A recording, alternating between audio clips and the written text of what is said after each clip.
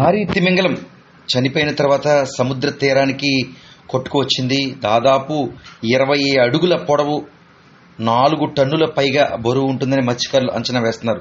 ఇందుకీ ఇది ఇటు కాకినాడ అనకాపల్లి సరిహద్దు ప్రాంతంలో ఈ తిమింగలం అయితే కొట్టుకొచ్చిన పరిస్థితి నెలకొంది.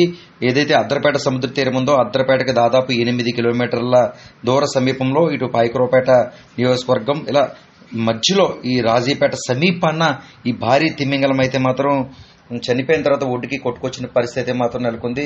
దాదాపు సముద్రపు ఒడ్డున 20 అడుగుల మేర పొడవున ఈ తిమింగలం కనిపిస్తుంది. 4 టన్నులకు పైగా బరువు ఉంటుందని మత్స్యకారులు అంచనా వేస్తున్నారు.